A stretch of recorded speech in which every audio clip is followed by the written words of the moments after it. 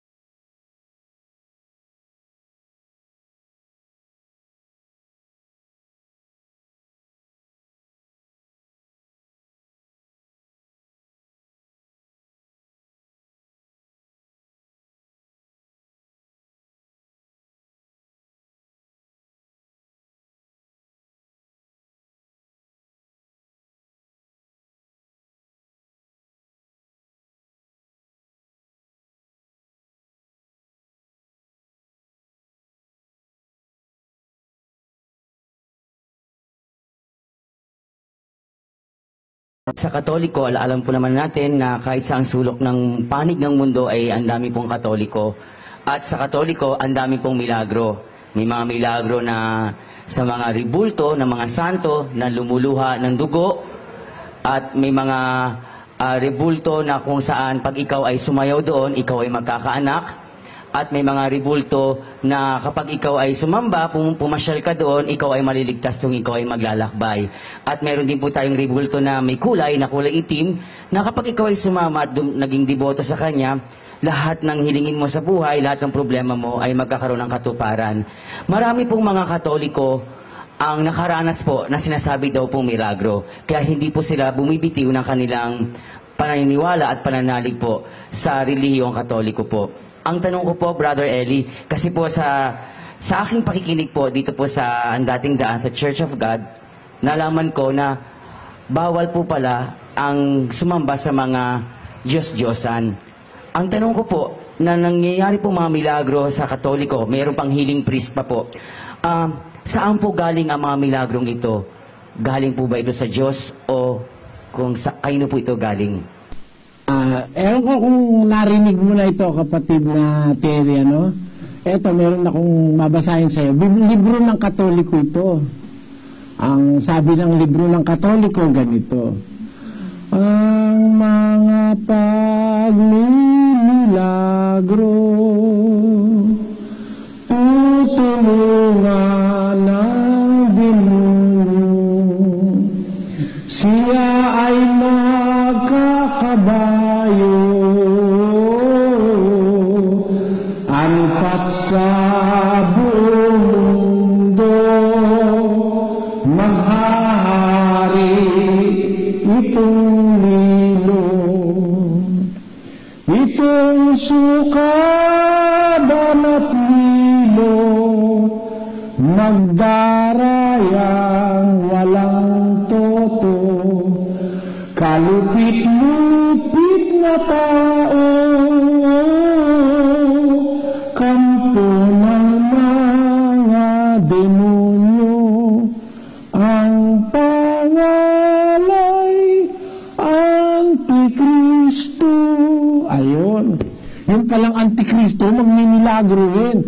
At kaya nakakapagmilagro, tutulungan ng demonyo. Yan ay nasa pasyong Katoliko na binabasa pag mahal na araw. Ngayon, ayon sa pasyon, kinopya kasi yan sa Biblia, na merong milagro galing sa demonyo. 24:24 ng Mateo. Sapagkat may magsisilitaw na mga bulaang Kristo at mga bulaang propeta at magpapakita ng mga dakilang tanda at mga kababalaghan, ano pat ililigaw kung maaari pati ng mga hirang. Let us read that in English. For there shall arise false Christs and false prophets, and shall show great signs and wonders, insomuch that, if it were possible, they shall deceive the very elect. That's the truth. Written in the Bible, it was prophesied 2,000 years ago na may lilitaw bulaang propeta, bulaang Kristo, magmimilagro. O ngayon, kung mo ba nagmilagro sa Diyos na, kapatid? O basahin natin yung sabi ni Kristo sa paghuhukom sa 7:22 ng Mateo. Marami ang magsasabi sa akin sa araw na yaon, Panginoon, Panginoon, hindi baga nagsipanghula kami sa iyong pangalan? At sa pangalan mo'y nangagpalayas kami ng mga demonyo? At sa pangalan mo'y nagsigawa kami ng maraming gawang makapangyarihan? At kung magkagayoy ipahahayag ko sa kanila, kailan may hindi ko kayo nangakilala, magsilayo kayo sa akin, kayong manggagawa ng katampalasanan. Kita mo, magpapahayag pa kay Kristo. Panginoon, di ba kami nang hula sa iyong pangalan? Nagpalayas pa kami ng demonyo. Gumawa kami ng mga milagro, ng mga gawang makapangyarihan. Sasabihin ni Kristo sa kanila sa araw na yon. Hindi ko kayo kilala. Kailanman, magsilayo kayo sa akin, mga manggagawa ng katampalasanan. Nakita mo, kapatid? Kaya hindi ko mo nagmimilagro sa Diyos na. May milagro galing sa demonyo. Ang katunayan, hindi mo pa nga nakikita siguro ito eh. Pag nakita mo ito, baka lalo kang humanga. Basahin natin ang Apokalipsis 13:13. At siya'y gumagawa ng mga dakilang tanda na anupat nakapagpapababa ng kahit apoy mula sa langit hanggang sa lupa sa paningin ng mga tao. 14. At nadadaya niya ang mga nananahan sa lupa dahil sa mga tanda na sa kanya ipinagkaloob na magawa sa paningin ng hayop, na sinasabi sa mga nananahan sa lupa na dapat silang gumawa ng isang larawan ng hayop na mayroon ng sugat ng tabak at nabuhay. Kita mo, kapatid, pwede pa pala yung makapagpababa ng apoy sa langit. Baka pag nakita mo yan, mas maniwala ka sa kanya kaysa sa akin. Kung ako, ikaw at matalino ka, hindi ka maniniwala kahit makakita ka ng apoy pinapababa sa langit. Mas nakakapagtiwalang maniwala sa salita ng Diyos sa Biblia because it tells us what will happen before it happens. And if we are witnesses to that fact, that before it happened, it was already prophesied in the Bible, then you are now warned. Ikaw ay nabigyan na ng warning na talagang may mga bulaang propeta, magmimilagro pa. Yon ang sagot ko sa iyo, kapatid. Brother Eli, pag namatay po ba tayo, yung mga taong mahal po natin sa buhay, makikilala pa ba natin? Alam mo, meron chance na makilala natin yung mahal natin sa buhay, pero hindi lahat. Kasi, baka meron kang mahal sa buhay, mapupunta sa impyerno, makakalimutan mo na yon. Kasi pagka yun maaalala mo pa, nasa langit ka na, nasa langit ka, yun namang asawa mo, naglalangoy sa impyerno, mahal mo yung asawa mo, hindi ka rin maligaya. Di ba ganon? Kaya ang gagawin ng Diyos, ipapalimot na sa iyo yung mga bagay na yon. Basahin natin sa isang talata ng Isaias, sa Kapitulo 65, versikulo 17. Sapagkat narito, ako'y lumilikha ng mga bagong langit at ng bagong lupa, at ang mga dating bagay ay hindi maaalaala o mapapasaisip man. Ayun, pag nasa bagong langit at nasa bagong lupa, yung dating bagay, di na natin maaalala yon. Kasi pag naalala mo pa yon, sasama pa loob mo, ligayang walang hanggan yung pangako ng Diyos sa buhay na walang hanggan. Kaya kung yung nanay mo naging dapat sa Diyos, makikilala mo siya, maligaya ka. Pero kung yung tatay mo hindi, makakalimutan mo na yon, papalitan na ng Diyos ang isip natin. Siguro naniniwala ka, mayroong mga tao may sakit na amnesia, no? Nakalimutan nila yung kanilang mga dating alam. Meron pa nga isang bagong sakit, yung Alzheimer's disease. Pati nga sarili niya, nakakalimutan niya O kaya... You're welcome. Gusto ko pong malaman kung sa ikalawang pagparito po ng Panginoong Hesukristo, may mga buhay pa ba siyang madadatnan? Meron po. Nakasulat sa 4:16 ng unang Tesalonica, pakibasa. Sapagkat ang Panginoon din ang bababang mula sa langit, na may isang sigaw, may tinig ng arkanghel at may pakakaklang Diyos. at ang nangamatay kay Kristo ay unang mga bubuhay na maguli. Kung magkagayon, tayong nangabubuhay na nangatitira ay aagawing kasama nila sa mga alapaap. Meron pong dadatnang buhay. Ang katunayan, ipinangako nga ni Kristo yan sa 16:28 ni Mateo. Katotohanan ng sinasabi ko sa inyo, may ilan sa nangakatayo rito na hindi matitikman sa anumang paraan ang kamatayan hanggang sa kanilang makita ang anak ng tao na pumaparito sa kanyang kaharian. Yun. Pagbalik ni Kristo, merong hindi mamamatay Yan po nasa Bible, kapatid. Po ang aking pong katanungan, Brother Soriano, related po ito dun sa mga itinuro ninyo na aking napanood sa Channel 29, tungkol po sa Diyos, na sinasabi nyo na kahit napituan Diyos, walang masama ro, lalong ka mo mabuti o kung marami ang Diyos. Hindi po ba tatandaan nyo yun? Ngayon po, sa ganang akin po, kung nadami po ang Diyos, lalabag na po ito sa kautosan ng Biblia. Na? Pagka dumami po ang Diyos. Wala naman ng utos ang Diyos sa Diyos kaya nga po ang tao ho ang may utos. Pero sa kanyang sarili wala siyang utos. Ganito po, siyang gumawa ng mas maraming Diyos kung gusto niya.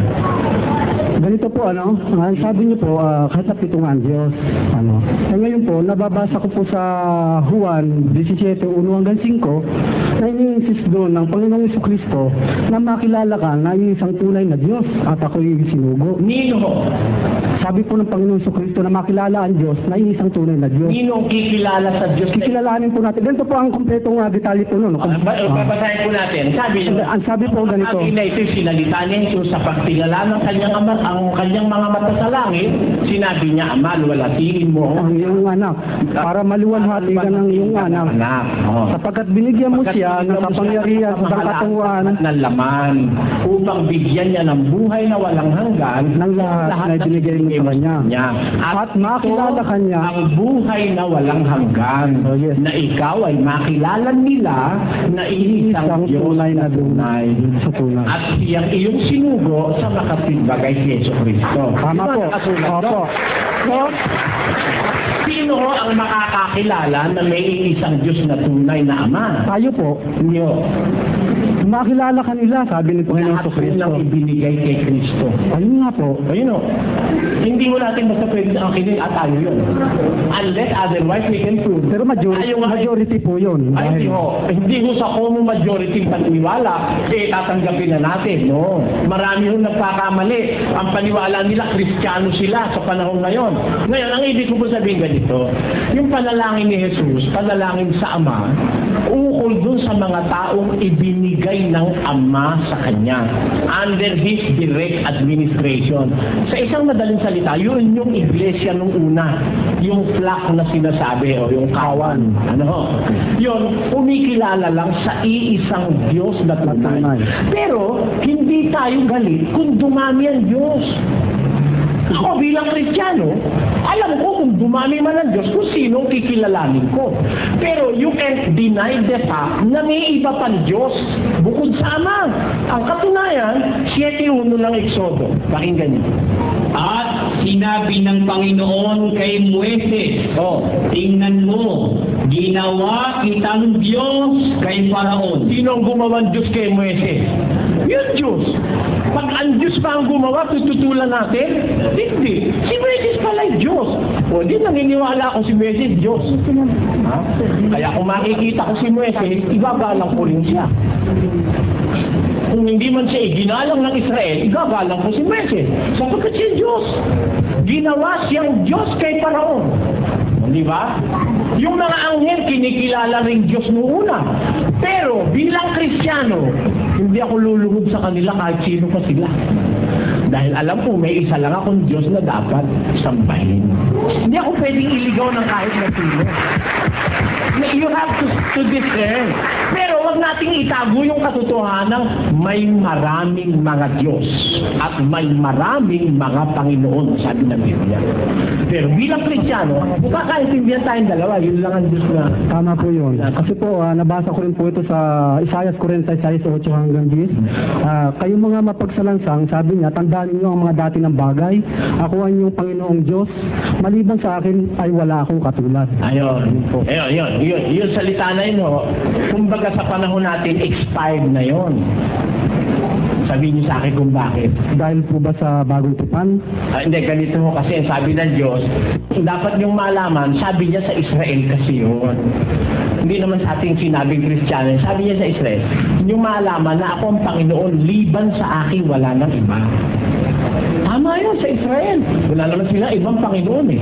Pero pagdating sa Kristiyano, dalawa Panginoon natin. Diba?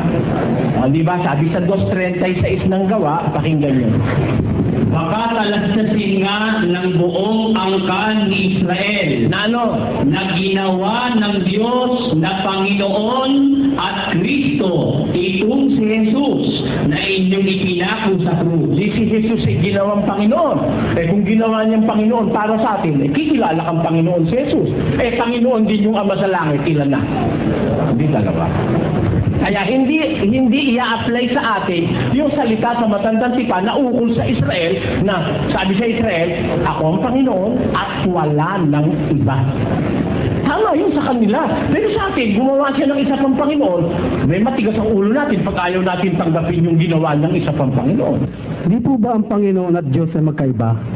Ano pa? Ang Panginoon po, salitang Panginoon at salitang Diyos ay magkaiba? Meron ng similarity, may pagkakaiba. Yun nga po ang aking din pangunawa. Meron ng similarity. Minsan, yung Panginoon means God. Yung salitang Lord means God. Pero it means something else sa ibang mga palatahayag. Pero hindi laging magkapareho, hindi naman laging magkaiba. Kasi kagaya po doon sa 92 ng awit. Pakinggan nyo. Bago nalabas ang mga bundok, o bago mo nilikha ang lupa at ang sanlibutan, mula nga nang walang pasimula hanggang sa walang hanggan, ikaw ang Diyos. Sino yan? Ulo. Panginoon, ikaw ay naging tahanan dako namin. Tingnan mo, tinatawag, yung Diyos na yun, na lumikha ng lahat, tinatawag ni Moises na Panginoon. Kaya, doon sa talata na yun, 92:1, yung Diyos doon ay Panginoon at yung Panginoon doon ay Diyos. Pero merong mga talata na yung Panginoon ay hindi Diyos. Kagaya nito, sa 7 ng Apokalipsis. Versikulo, ang mga ito na nararamtan. At sinabi ko sa kanya, at sumagot ang isa sa matatanda na nagsasabi sa akin. Isa sa matatanda, there are 24 elders sa langit, ano? Sumagot yung isa sa matatanda na nagsabi, ang mga ito na nangadarangtan ng mabubuting damit ay sino-sino at saan nagsipanggaling. Ano sagot niya? At sinabi ko sa kanya, Panginoon ko, ikaw ang nakakaalam. Tignan niyo si San Juan, nagtatlo pa Panginoon. Sumagot si Juan doon sa isa sa mga 4 na matatanda eh. Sino-sino yung mga marami na yung naligtas na yan? Sabi ni San Juan, Panginoon ko, ikaw ang nakakaalam. Sino yung tinawag niyang Panginoon? Yung isa sa 24 elders. Ilan ang Panginoon ni Juan? Yung ama, yung anak, at isa doon sa 24 elders. Elder yun eh. Matanda kay Juan yun. Tinawag niyang Panginoon. But it doesn't necessarily follow na yun ay Diyos. Nagabi po, Kareli. Ang katanungan ko po tungkol din sa Genesis, yung tungkol sa paglalang na kung saan nung bigyan niya ng hadlang ba yung tubig upang huwag salangsangin ng kanyang utos. Pakibasa nga naman. Hindi sa Genesis yun. Nasa Kawikaan yun, 8. Pakinggan mo, basahin natin. Nang bigyan niya ang dagat ng kanyang hangganan upang huwag salangsangin ng tubig ang kanyang utos. Ano po usapan natin mo? Ang tanong ko po ron, meron po bang kautusan na maaaring masalangsang ang tubig? Oo. Ano po yun? Basahin natin kay Job. At aking itinatag doon ang aking pasya at nilagyan ko ng mga halang at ng mga pinto. At aking sinabi, hanggang dito ay darating ka, ngunit hindi ka na lalagpas. At dito'y titigil ang iyong mga palalong alon. Ang utos ng Diyos kasi sa alon ng dagat, hanggang dito ka lang ha. Huwag ka nalalampas, dito lang. Kaya ang alon hanggang dalampasigan lang. Di ba? Para wag niyang masalang-sanga utos ng Diyos. Pero, pwede ring utusan ng Diyos yung alon na umahon sa dalampasigan. Pakinggan mo sa Mikas. Siya na gumawa ng kaniyang mga silid sa langit at tumatha ng kaniyang balantok sa lupa. Siya na tumatawag ng tubig sa dagat at ibinubugso sa ibabaw ng lupa. Ayun na yung tidal wave. Ayun. May utos yan. Tungkol po sa mga predator, ano? Tungkol sa? Predator. Kasi po, nung unang panahon, predator. Nung unang panahon sa Eden, meron po bang mga predator na ng unang panahon? Kasi po, kung meron, bakit hindi nagawang nalipol si Eva at si Adan ng mga predator? Bakit hindi nagawang malipol ng predator kung meron na pong predator? Ay, may under the direct guidance of God yun eh. Di ba yung halaman na ng Eden, kaya inilagay, basahin natin. At naglagay ang Panginoon. At naglagay ang Panginoong Diyos ng isang halamanan sa Eden Upang sa dakong silanganan at inilagay niya roon ang taong kaniyang nilalang. At pinatubo ng Panginoong Diyos sa lupa ang lahat ng punong kahoy na nakalulugod sa paningin at mabubuting kanin. Gayon din ang punong kahoy ng buhay sa gitna ng halamanan at ng punong kahoy ng pagkakilala ng mabuti at masama. At may isang ilog na lumabas sa Eden na dumilig sa halamanan at mula rooy nabahagi at nag-apat na sanga. Ang pangalan ng una ay Pison na siyang lumiligid sa buong lupain ng Havila na dooy may ginto. Ang pangalan na ikalawa? At ang pangalan ng ikalawang ilog ay Gihon na siyang lumiligid sa buong lupain ng Cush. At ang pangalan ng ikatlong ilog ay Hidisel na siyang umaagos sa tapat ng Assyria. At ang ikaapat na ilog ay ang Euphrates. At kinuha ng Panginoong Diyos ang lalaki at inilagay sa halamanan ng Eden upang kanyang alagaan at ingatan. Kita mo. Sister Dorisa Bagoling, Iglesia ni Cristo.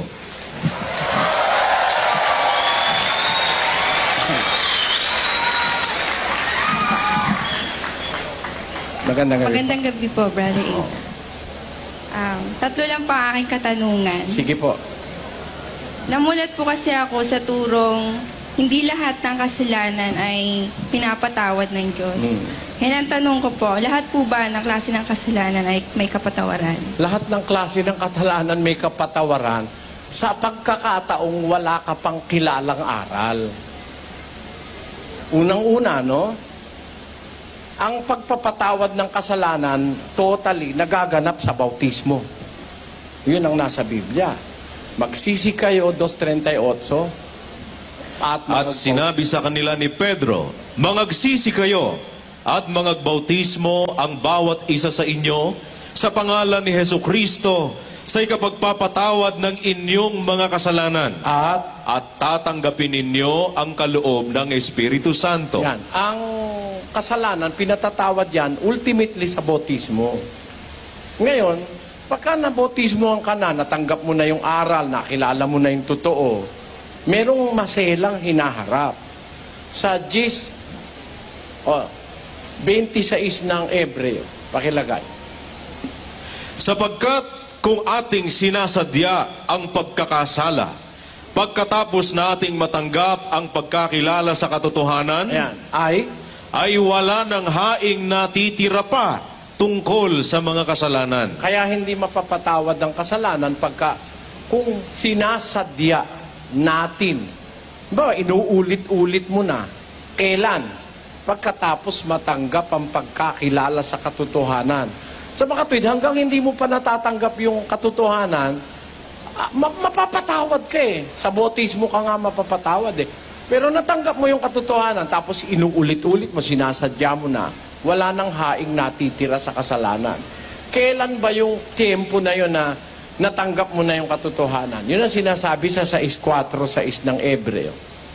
Sapagkat tungkol sa mga minsang naliwanagan at nakalasap ng kaloob ng kalangitan at mga nakabahagi ng Espiritu Santo at nakalasap ng mabuting salita ng Diyos at ng mga kapangyarihan ng panahong darating at saka nahiwalay sa Diyos ay di maaring baguhin silang muli sa pagsisisi. Ayan, yan ang kondisyon eh. Minsang naliwanagan, nakalasap ng kaloob ng kalangitan, nakabahagi sa Espiritu Santo, nakalasap ng mabuting salita ng Diyos at ng mga kapangyarihan ng panahong darating sa kakanahiwalay sa Diyos, wala ng pagsisisi. So, yung salitang lahat ba ng kasalanan pinapatawad? Oo, bago na matanggap ang katotohanan. Bawa, lahat ng kasalanan nagawa mo, wala kang malay eh. Para kang yung magnanakaw halimbawang kasama ni Kristo. Lahat ng katulisan, pagnanakaw, kung ano-anong krimen ang ginawa. Pero pinatawad ni Kristo yun dahil hindi pa naman nakakakilala yun eh. Pero pag nakakilala ka na, pagka sinasadya mo kasalanan, kahit sugal lang yan, di ka na maging dapat sa Diyos. Pag inuulit-ulit mo na lasing ka na ng lasing, hindi ka maliligtas nun. Kailangan kasi kahit maliit lang na kasalanan, huwag mong ulit-ulitin. Bawa, lasing. Sabi ng Diyos, 3 Gs ng tito.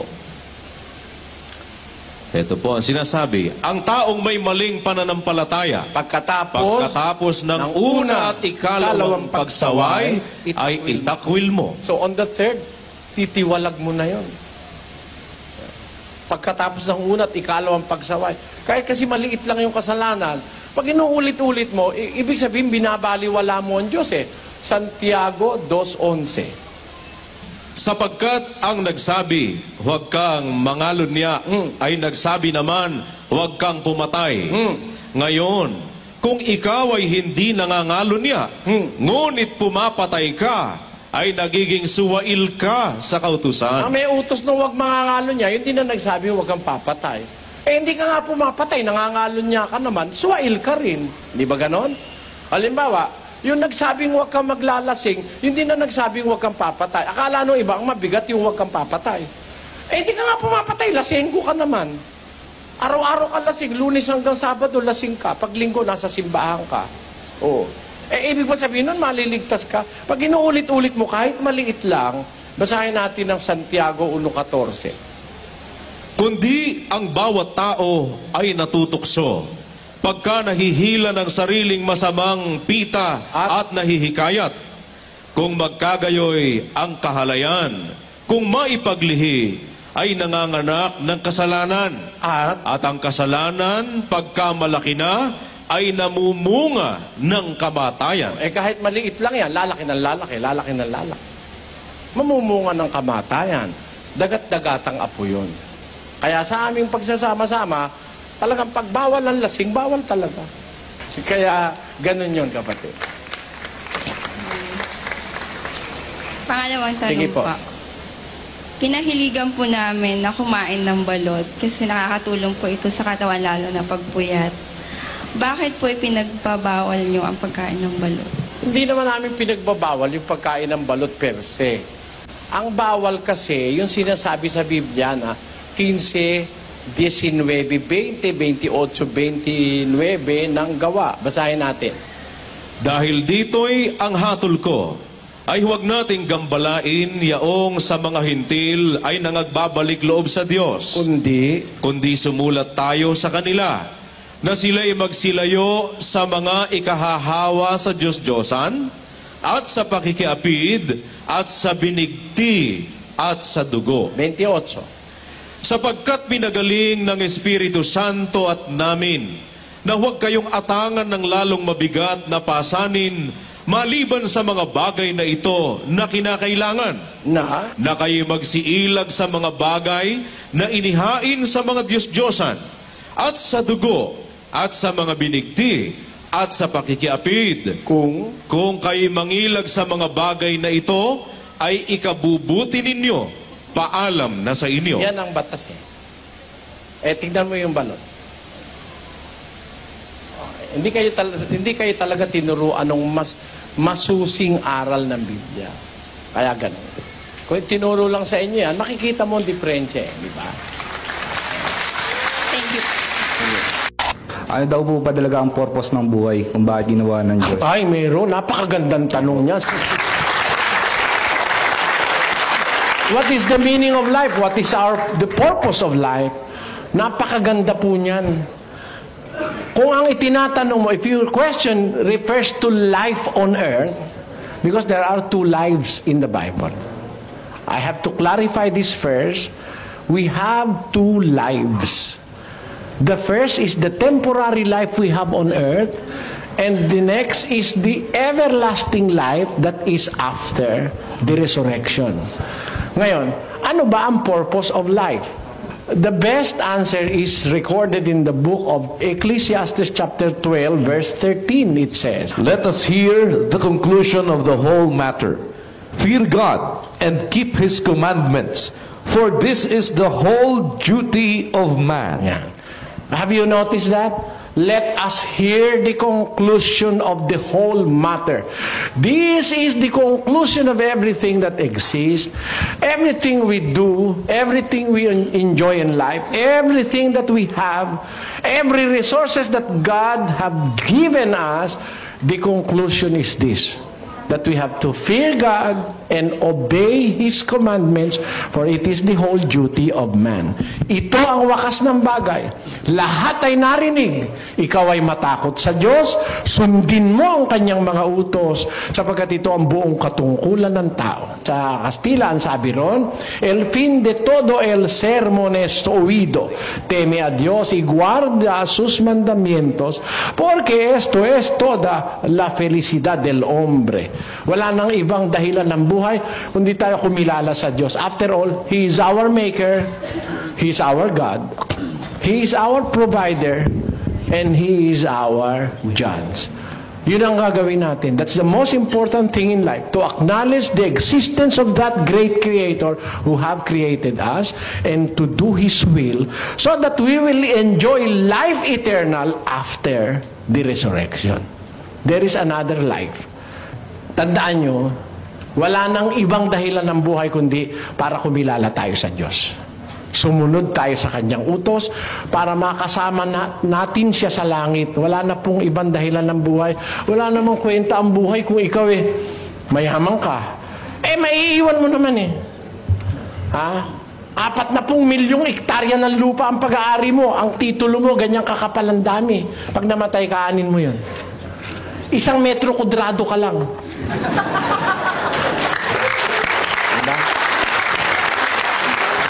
What are you going to do with acres and upon acres and hectares upon hectares of land that you have accumulated, the vast wealth that you have acquired for yourself, whether in the rightful manner or in the wrong manner of acquiring wealth?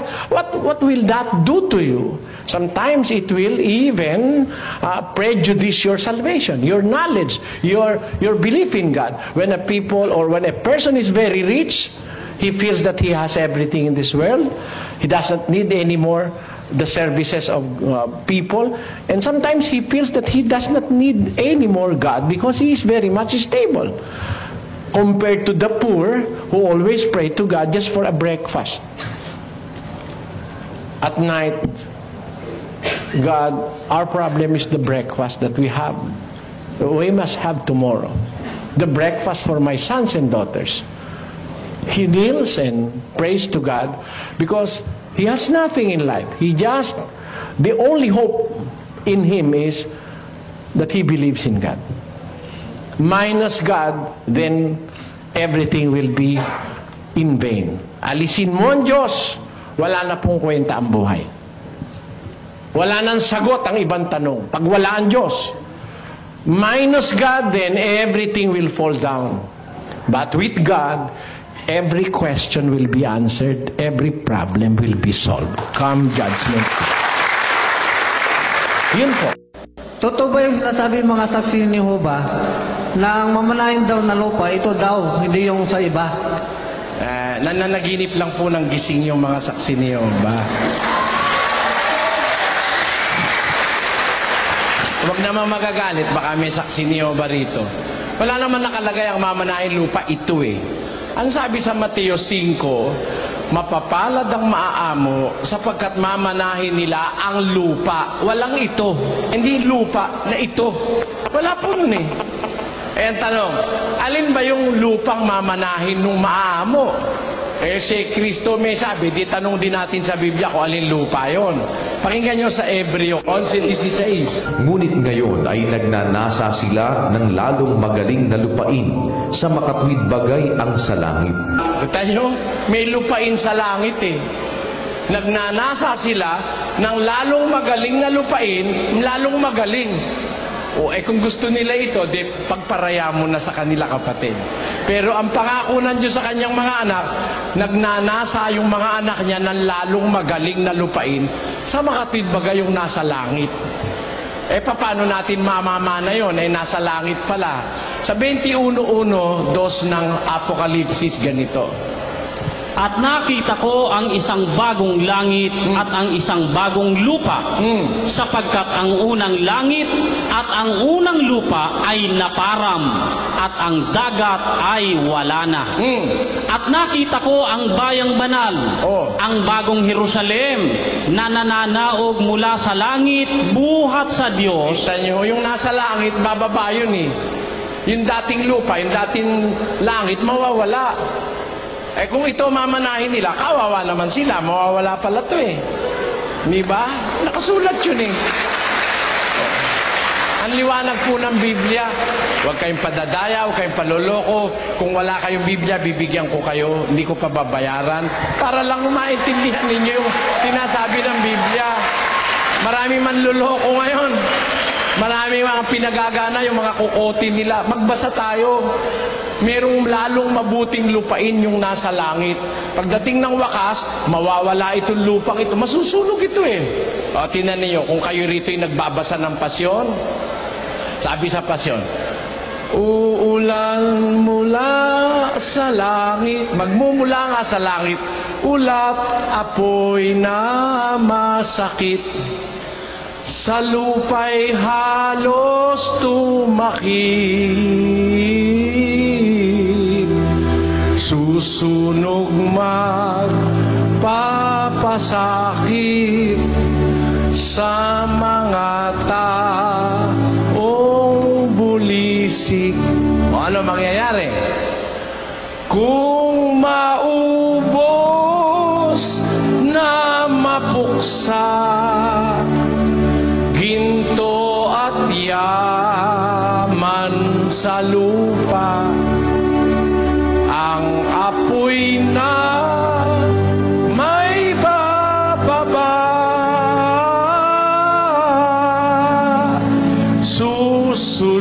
susunugin alipala, tao at hayop na madla. Ang toren man nga palasyo, may mga edipisyo, mga kalakhan sa mundo,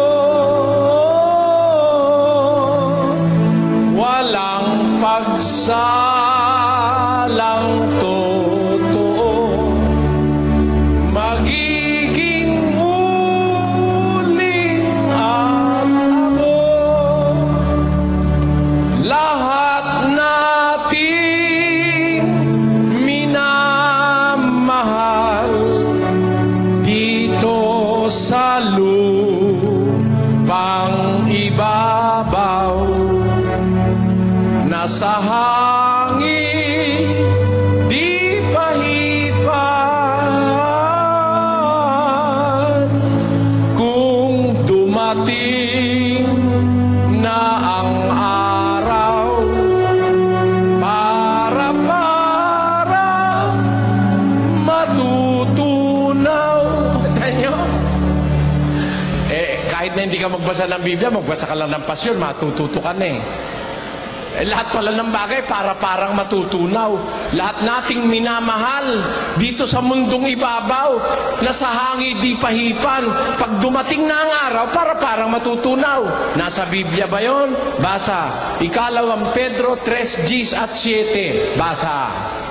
Datapwat darating ang araw ng Panginoon na gaya ng magnanakaw, na ang sangkalangitan sa araw na iyan ay mapaparam na kasabay ng malaking ugong, at ang mga bagay sa langit ay mapupugnaw sa matinding init, at ang lupa at ang mga gawang nasa lupa ay pawang masusunog. Yan. Kaya yung mga mayayaman, mahal na mahal nyo yan lupa nyo. Nako, masusunog yan. Mag-umpisa na kayong gumawa ng mabuti. Masusunog yan. Hindi mo yan madadala sa impyerno, kapatid. Hindi mo kayang dalhin yan sa impyerno. Mawawala yan eh. May wakas po ang lahat ng bagay.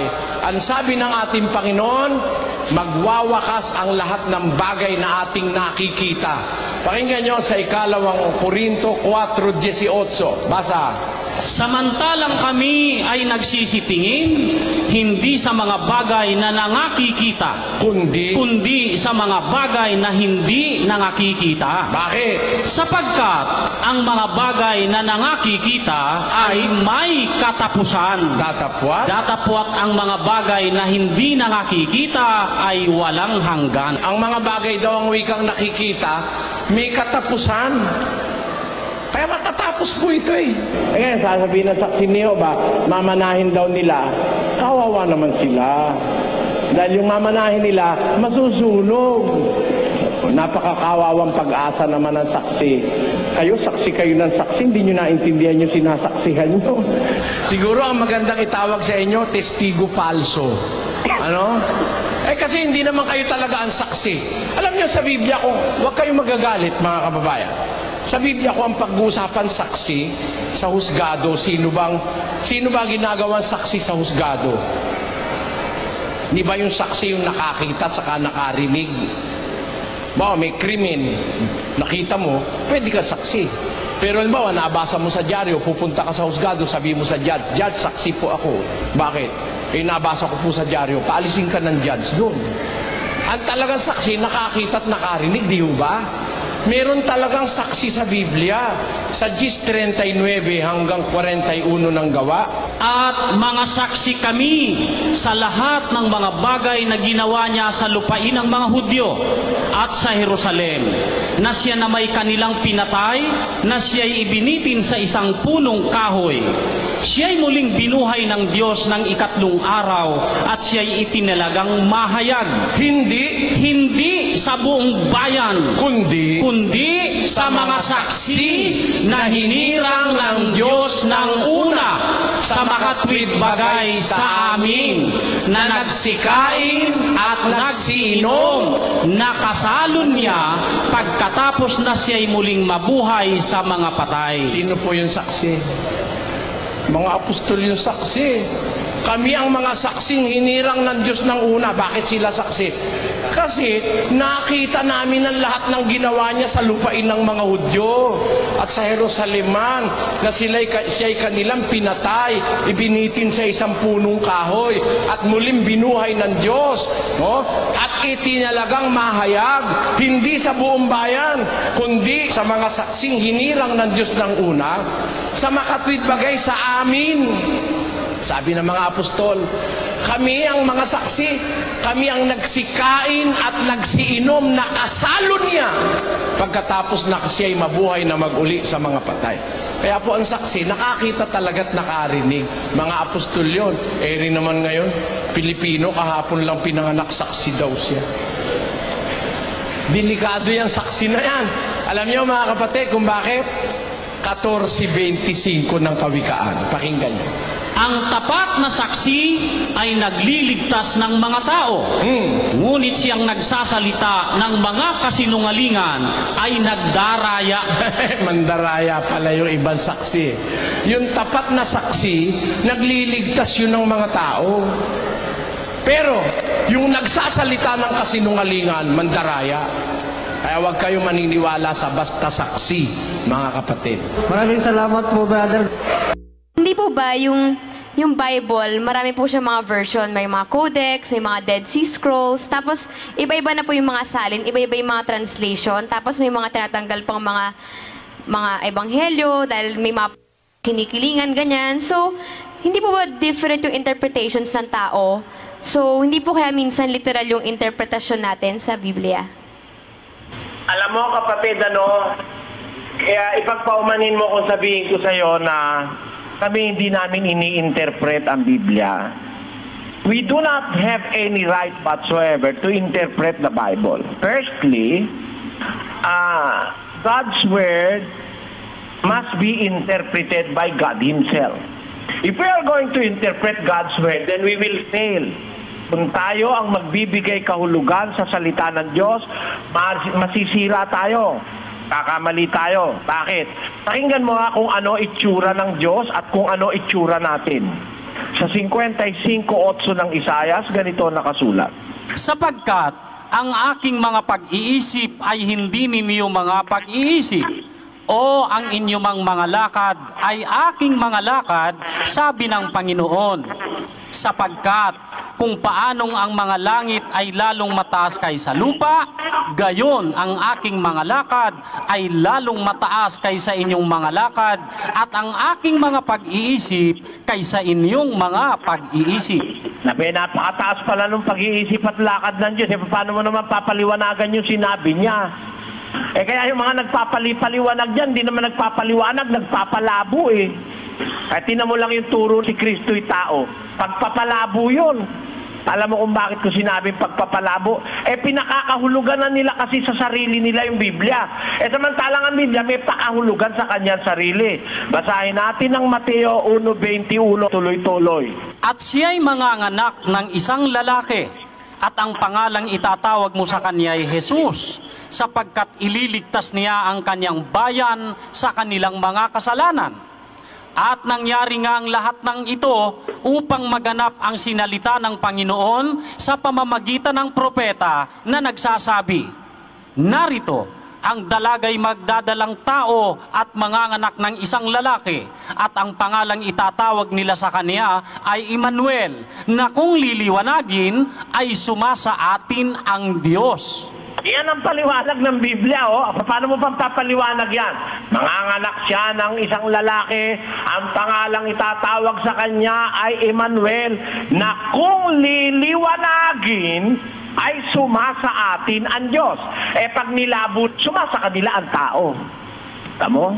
Kaya sa kanila tao si Kristo nilabo kasi pero kung liliwanagin, ang Biblia magpapaliwanag, ang kahulugan ng pangalan ni Kristo, sumasa atin ang Diyos. Hindi tao si Kristo? Di ba maliwanag yan, kapatid? Kaya alam mo, yung sa tanong mo, iba-iba salin ng Biblia, iba-iba ang version ng Biblia. Totoo yun. Oo yun, kapatid. May King James Version, may Revised Standard Version, King James din yun. May Modern King James. Yan lang King James. Tatlong klase yan, King James Pero King James Version yan. Tatlong version na yan. Meron pang Douay-Rheims Version, may Wycliffe Version, mayroong Revised Standard Version, may American Standard Version, may Modern English Bible. Ang dami, kapatid, na Bible ng mga version. Pero hindi natin ikinababahala yon. Alam mo, kapatid, sa lagay ko, hindi ako nababahala kahit napakaraming version ng Biblia. Hindi naman nagbabago yung original Hindi nagbabago yung original. Alam mo kung bakit? Meron tayong hawak sa mundo ngayon.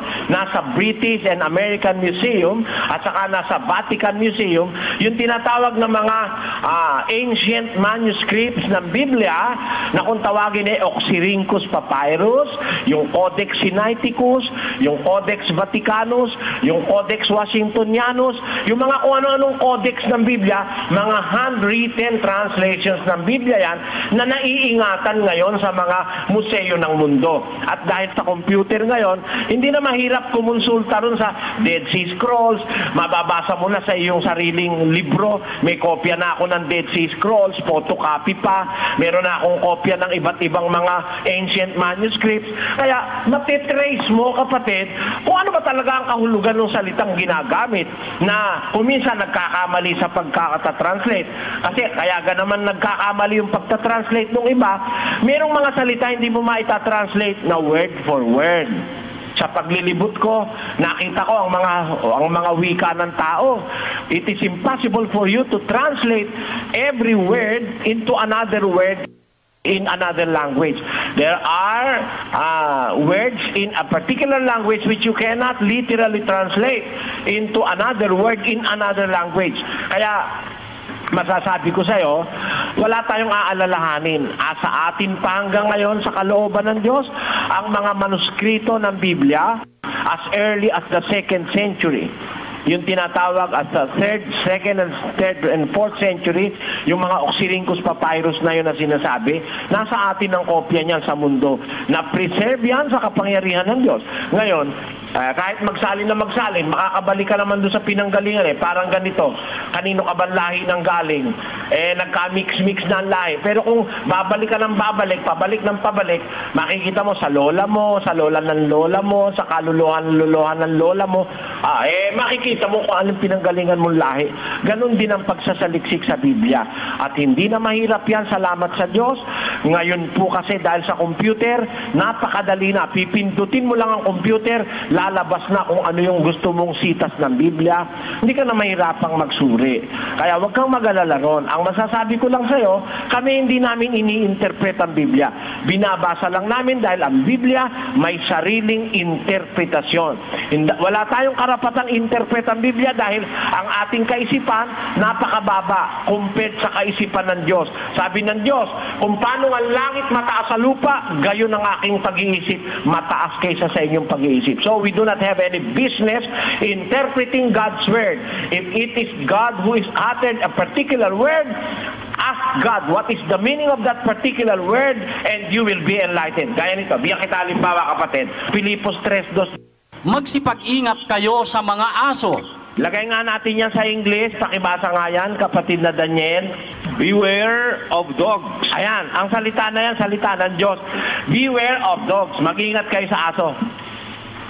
Aba, nakakita ka na ba ng beware of dogs sa mga bahay na malalaki ng mga tao, kapatid?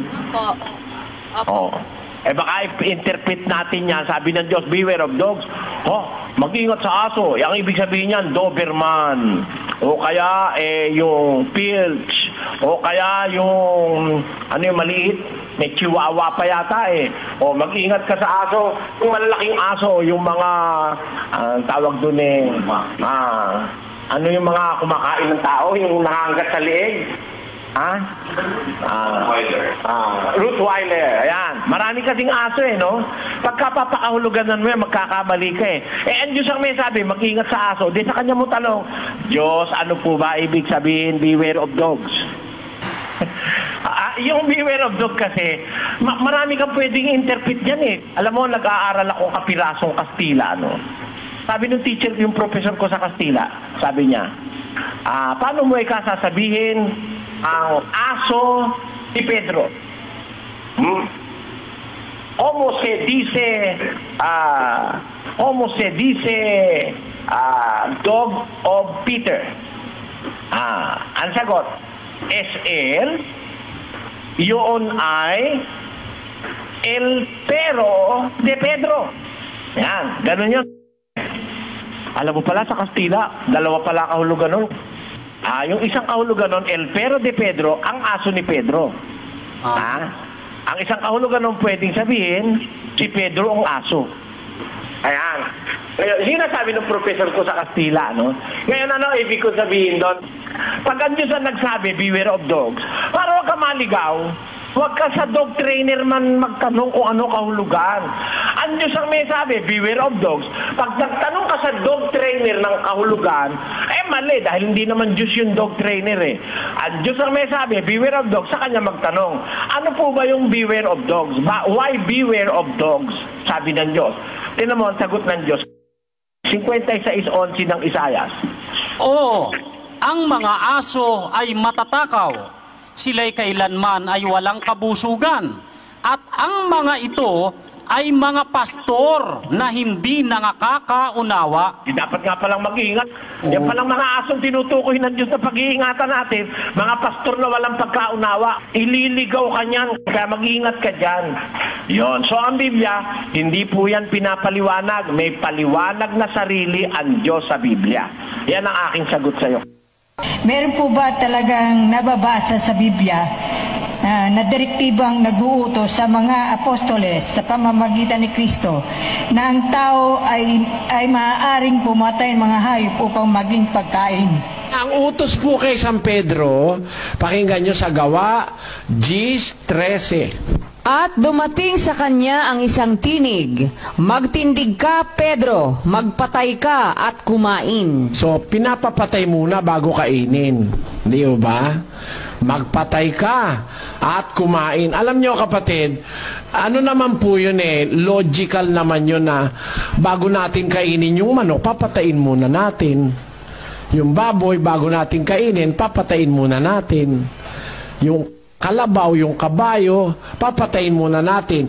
Kasi kung hindi po natin papatayin at namatay yung baboy sa kanyang sarili o namatay yung kalabaw sa kanyang sarili o yung baka namatay sa kanyang sarili, bawal naman pong kainin yun.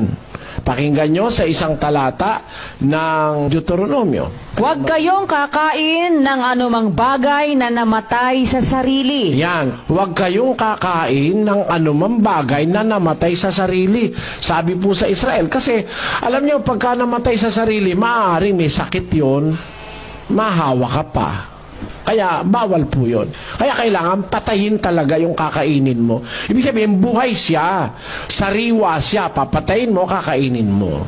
Bakit nyo po tinanong yan, kapatid? Na ano ho yung, eka nga yung, ang tawag ito, yun hong kumakain lang ho ng vegetarian. Alam nyo, ang tao po maganda yung vegetarian. Wala po akong tutol sa vegetarian. Pero hindi po dapat yun idoktrina, kapatid. Hindi po idodoktrina yun. Kasi lalabas, pinangungunahan pa natin ng Diyos. Ang Diyos naman, di naman binawal magpatay ka ng hayop at kumain ka eh. Hindi naman po binawal yun. Sa vegetarian, pag sinabing vegetarian, strictly, hindi sila kumakain ng hayop, ng karne, hindi sila kumakain pati isda. O, tenyo? Kasi ganito kapatid, kung gusto nyo mag-vegetarian, it is a choice. It is your choice. But you must not be indoctrinated to be a vegetarian. It must be your choice. Kasi si Kristo kumain ng isda eh. Hindi ba siya ang halimbawa ng Kristiyano?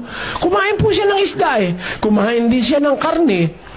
Si Pedro, si Pablo, kumain din ng karne. O di si Kristo, hindi purely vegetarian. Pero if you elected for yourself to be a vegetarian, nothing is wrong. Ang masama, ipatupad mo at gawin mong bahagi ng pananampalataya at ipagbawal mo yung karne. Lalabas po, antikristo ka nun. Pakinggan nyo sa unang Timoteo 4:3, ganito nakasulat. Na ipinagbabawal ang pag-aasawa at ipinag-uutos na lumayo sa mga lamangkati na nilalang ng Diyos upang tanggapin na may pagpapasalamat ng mga nagsisisampalataya at nakakaalam ng katotohanan. Yun, masama pala yun, yung ipagbabawal mo yung pag-aasawa at yung pagkain ng lamangkati. Kasi, ang sabi sa Biblia, yung mga lamangkati nilalang ng Diyos upang tanggapin ng may pagpapasalamat ng mga nagsisisampalataya at nakakaalam ng katotohanan. So pag alam mo ang katotohanan, hindi mo ipagbabawal yung lamangkati. Yan. Kaya hindi po masamang kumain ng karne, kapatid. Kanina po, pinakilala niyo yung Diyos. Binanggit ninyo yung mga katangian ng Diyos.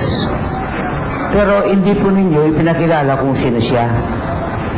Ano yun siguro narinig nyo naman, next meeting yun. Hindi po ba niyo pwedeng sagutin alang-alang po sa katanungan namin? Sagutin? Alin ang sasagutin ko? Yung pong ipinakikilala niyo kanina, yung kanyang mga ginawa, pero hindi po ninyo sinabi yung kanyang pangalan. Pangalan? Kung pangalan, marami siyang pangalan. Maraming tawag kasi sa kanya sa Biblia. Isang pangalan niya, mapalibughuin. Basahin natin. Sapagkat hindi ka sasamba sa ibang Diyos, sapagkat ang Panginoon na ang pangalan ay mapanibughuin ng Diyos. Ang Panginoon ng wika na ang pangalan ay mapalibughuin ng Diyos. Alam po ng lahat siguro dito na talaga ang Diyos seloso. Pero ang tinatanong ko po, hindi yung pagkaseloso niya. Hindi, pangalan nga yun eh. Hindi po ba nagbigay ng pangalan? Basan tayo kayong Kapampangan. Tote, may antindiyan Tagalog. Kapampangan ng kini. Sabi ko kay ka, maraming pangalan ng Diyos. Ang isa ron, mapalibughuin. Tinatanong ko, isa lang. Ay po marami. Mali ang tanong mo, maraming pangalan nga ang Diyos eh. Babasahin ko. Uling kasasamba karing aliwang Diyoses. Uling in Diyos ay lagyo na mapangalalo. Metong yang mapangalalong Diyos. Bakit po ang Panginoong Jesucristo hindi niya ipinagkaitang nang ipakilala ang Diyos sa 17:1 po ng 1, ikaw Ama, makilala nila na iisang Diyos na Bakit po Ginoong Soriano ang tanong mo, pangalan di ba? Anong pangalan, sabi mo. Kaya sumasagot ako sa'yo, maraming pangalan ng Diyos. Ang isa sa pangalan niya, jealous. Hindi adjective yun, ha? Pero tinatanggap pangalan yun, sabi. The Lord whose name is jealous is a jealous God. Pero tinatanggap, di ba pangalan yun? Pero tinatanggap po ninyo pangalan na po. Teka muna. Pinasabi ko sa iyo, ang tanong mo pangalan, ang isa sa pangalan ng Diyos ay mapalibughuin. Ang isa pa ito. Kukumpletohin ko lang, 5:27 ng Amos. Kaya't kay aking papapasukin sa pagkabihag sa dako roon ng Damasco. Sabi ng Panginoon na ang pangalay Diyos ng mga hukbo. Yun, pangalan din yun, Diyos ng mga hukbo. Ito pa isa, 63:16. Hindi pa po nasasagot yung katanungan ko. Ang tanong mo pangalan kaya nga sinasagot kita, inukumpleto ko pa Hindi pa po nasasagot. Sapagkat ikaw ay aming Ama. Bagaman hindi kami kilala ni Abraham at hindi kami kilala ng Israel, ikaw o Panginoon ay aming Ama na mula sa walang pasimula ay siya mong pangalan.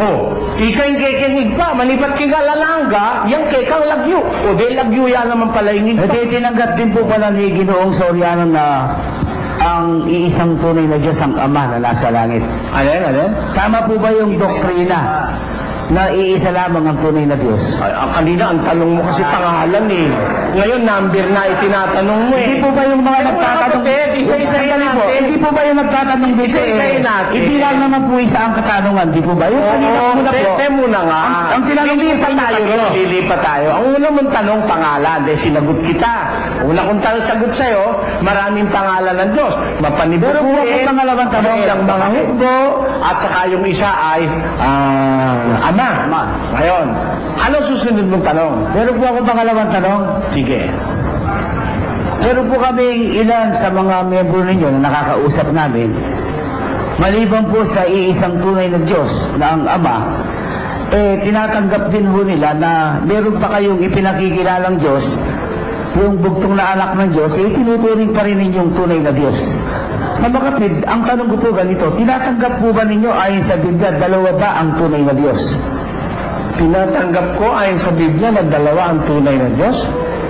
Tinatanggap ko? Yun po ang tanong ko. Bakit? Nagdi-discussion ba tayo ngayon? Hindi po tayo nagdi-discussion. Ang pagpunta namin dito, nagtatanong. Kaya katungkulan po ninyo, sumasagot. Nagtatanong ka ba o tumatanong? Nagtatanong po. Tingnan mo na, nagtatanong ka ba o tumatanong? Nagtatanong po. Tumatanong kayo. Nagtatanong na ako. Aminin mo lang, tumatanong ka. You are not asking a question, you are questioning me. Tayo po ba na, magkaiba yun Magkaiba yung kapatid. Huwag mong palusutin yung choppy mo. Sabi niyo po kanina, kayo niyo po lang galing, tanungan portion. O tanungan mo. Tama po ba yung nagtatanong ako? Tanungan nga, hindi diskusyon. Kaya kung diskusyon ang gusto mo, pumirma ka sa tema at magdiskusyon tayo.